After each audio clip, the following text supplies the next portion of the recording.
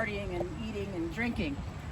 Thank you all for coming. I can't thank you enough, and it was a pleasure. I think I've met everybody. There's a couple gentlemen there in the black I haven't gotten a chance to get to yet, and Lee, I got to come over and talk to you and Mark.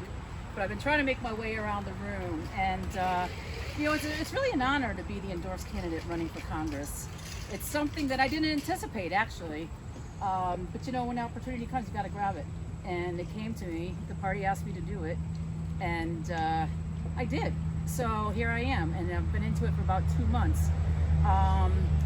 It takes an army. You can't do this by yourself. If you think you can, I've made that mistake before.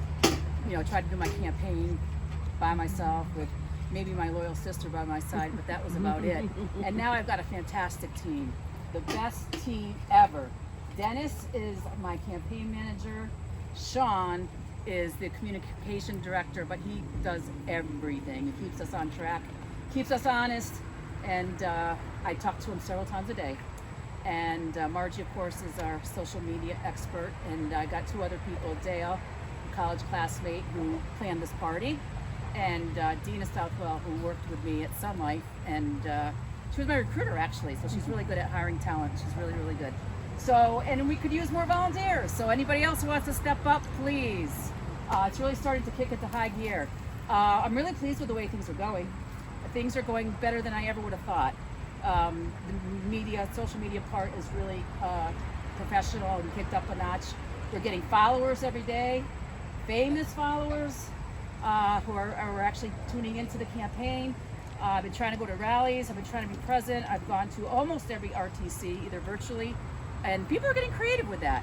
I went to one with Dennis in Wethersfield, and they actually were in a parking lot, social distanced, and we were able to meet live. And then I went to one just the other day at East Windsor, and it was in somebody's backyard, so we were social distance.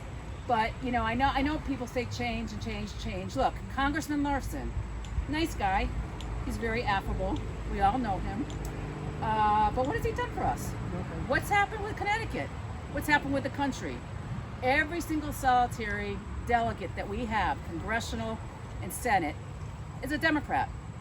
And the Democrats have been running the state for 40 years, and we know how that's going, right?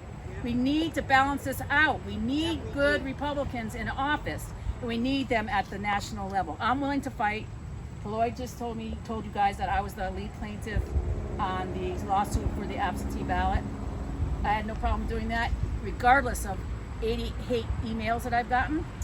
They were all responded to, thanks to Dina, and Sean's crafted the message. I've gotten voicemails, cell phone clogged up, and they're really vicious. One person wanted me thrown off the council and censored for exercising my right, my freedom, my liberty. And can you believe that? I'm a volunteer as a town councilor. I don't get paid. Right. Toss me off and censor me. I couldn't believe that. So anyway, we gotta protect what we have. Guys, people come from all over the world to come to the United States. And they come here for liberty. They come here for freedom. They come here for economic success. And that's all at risk right now. Look at our state. There are no jobs. Trump had done a great job with the economy before COVID. He had really started to turn things around. And it wasn't just for Republicans, it was for everybody. Lowest unemployment among Hispanics and African Americans ever. Things were going really well. He's got a lot of supporters, but you wouldn't know it by the media. So I don't think the media hasn't even picked me up. Not one person has called me. Not one person. Where's the Harper Current? Yeah. You know, this is a unique race. So just a little bit about me and what we're trying to campaign about. I grew up in East Hartford. My sister and I, our mom was a school teacher, and I have another sister and a brother. And you know, they're really good patriots too. My brother was in the service in the Air Force, pilot for a number of years. He married his college sweetheart, another Air Force nurse. He's done lots of tours of duty. My father is a Army veteran, very proud of that. And my grandparents were on both sides too. So those are the kind of people that we really need to stand up for, and we need to help them. Teachers are the backbone of our future, and certainly people who protect us, and law enforcement included, we need to protect them too. So let's rebuild the economy. Let's open up the economy. It's been closed too long. Chip kind of went away, but he's gone from 70, 80 employees down to 30. It's hard for him to do business here. We've done some unique things in the center. You see that we put up the barrier so that people can have more dining space. But we've got to do more of that. We've got to go to every neighborhood. We can't just do it about the center. So we've got to get the economy rolling again. We've got to get jobs back. We've got to protect what we have. Under Larson's leadership, UTC, Raytheon, gone. You know, you can tell Aetna was on the verge of leaving. Aetna, been here for 200 years in Connecticut, on the verge of leaving. People are working out of state. My last 3 jobs weren't in Connecticut. I had to commute. I had to leave my family every week just so I could bring home a paycheck. That's got to change. That's got to change. That's, yes, I saw that. 1,000, right? Who was that? Stanley Black and 1,000 layoffs. And you know, I worked for Hartford Healthcare for a while, and I always ask the CEOs these questions. I said, if you had a magic wand and you could do anything to improve the economics, and you know, healthcare is a very low margin business, they operate on 2%. I said, what would you do? And he said, Mary, I would leave this state. He said, but I can't. I mean, the hospital is based in Hartford. I take care of people here, and our you know, our site is important. I can't leave, but I would. That's what I would do, because they're sticking it to us. They're sticking it to us with extra taxes and everything. So let's get the economy moving and take care of the people who really make a difference. Second thing is education. I know I've got several teachers in here. That's a profession that's very near and dear to my heart. I talked about my mom. My youngest sister is also a teacher in Wethersfield. And we've got to let the teachers focus on teaching and, you know, have something else deal with all the social issues we have. Education was so drilled into our head as kids. My mom was a taskmaster. You didn't go outside and play until you sat at your dining room table and you did your homework. And it's the key to success. It's the main driver of how you're going to improve your life. It's how people get out of poverty.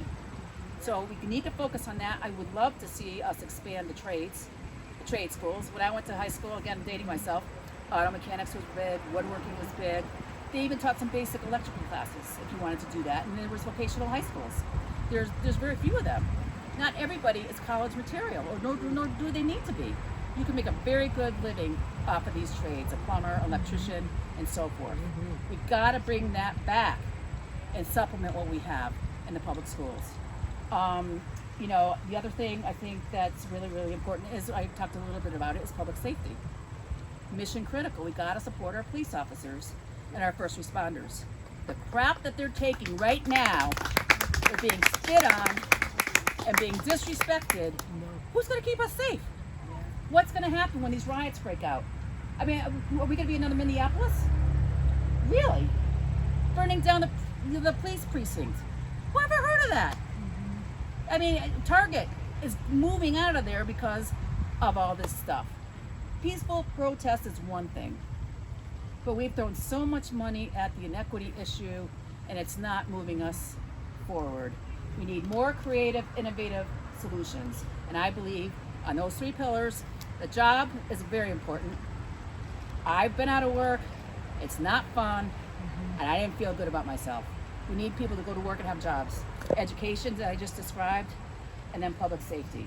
And if we can bring that back, the companies will come back, the jobs will come back, and people will prosper. So thank you all for coming. I do have a primary. I have a primary to face on August 11th, so please make sure you vote. Okay. My signs will be in soon, and Linda's going to help us distribute them, and some other folks. So please put them in your yards. Have your neighbors take some. We really got to do this, guys. We really need the change. 22 years as a career politician in Congress and 12 years as a state senator is too long with 0 results. Right. If he was in a job, he'd be fired. And I think it's time to fire him right now. Elect me. Congresswoman Bay. Got a nice ring to it. If you're gonna want